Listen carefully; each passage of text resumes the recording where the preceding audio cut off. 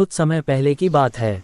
एक छोटे से गांव में रामू नाम का एक ईमानदार और मेहनती किसान रहता था। वह हर दिन सुबह सुबह उठकर अपने खेतों में काम करता और देर शाम घर लौटता। उसका जीवन सादा था, लेकिन वह खुश था। पर पिछले कुछ महीनों से उसकी जमीन पर अजीब घटनाएं घटने लगी थीं। रात में खेतों से अजीब सी आवाजें आती, औजार इधर उधर हो जाते और उसकी फसलें बिना किसी कारण सूखने लगी। गांव में अफवाह फैल गई कि रामू के खेत में भूत का साया है। गांव वाले डर के मारे उसके खेत के पास भी नहीं जाते थे। कई लोगों ने कहा कि उन्होंने एक सफेद साया खेत में घूमते देखा है। रामू शुरू में हंसता रहा, लेकिन जब उसकी फसलें लगातार बर्बाद होने लगी तो वह परेशान हो गया। एक रात जब चांदनी फैली हुई थी, रामू ने हिम्मत की और अकेले खेत में गया। वह पूरी रात खेत में बैठा रहा, पर कुछ नहीं हुआ। लेकिन जैसे ही घड़ी ने हाँ बजाए, एक ठंडी हवा चली और सामने एक धुंधली सी आकृति प्रकट हुई। रामू का शरीर कांपने लगा, पर उसने खुद को संभाला। डर मत, मैं तुझे नुकसान नहीं पहुंचाऊंगा, वह आकृति बोली। रामू स्तब्ध रह गया। काका, कौन हो तुम? मैं इसी जमीन का पुराना मालिक हूँ, वह बोला। मेरा नाम भोला था। जब मैं जीवित था तो यही खेत मेरे थे। अब मेरी आत्मा यहाँ भटक रही है, क्योंकि मैं अपने खेत को वीरान नहीं देख सकता। रामू ने हिम्मत जुटाकर कहा, अगर तुम अपने खेत से प्यार करते हो तो मेरी मदद करो। मैं इसे फिर से हरा भरा बनाना चाहता हूँ।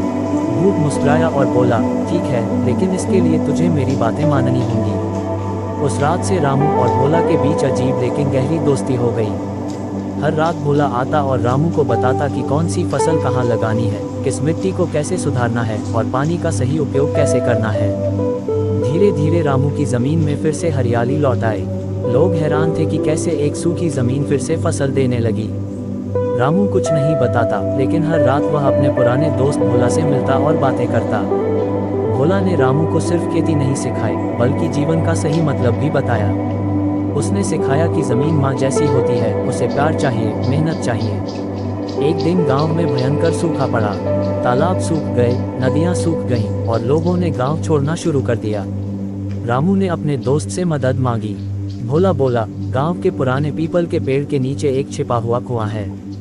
लोग कहते हैं वो कुआं अशुभ है, लेकिन असल में वहीं से पानी का बहाव आता है।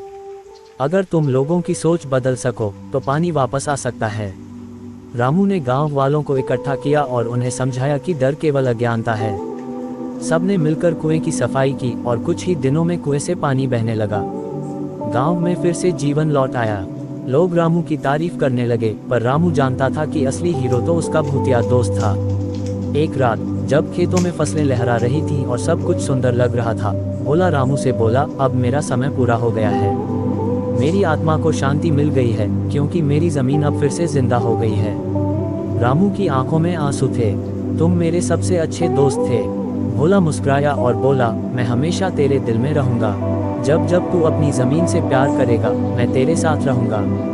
फिर वह धीरे धीरे हवा में विलीन हो गया। रामू ने आसमान की ओर देखा और महसूस किया कि दोस्ती आत्मा से होती है, शरीर से नहीं।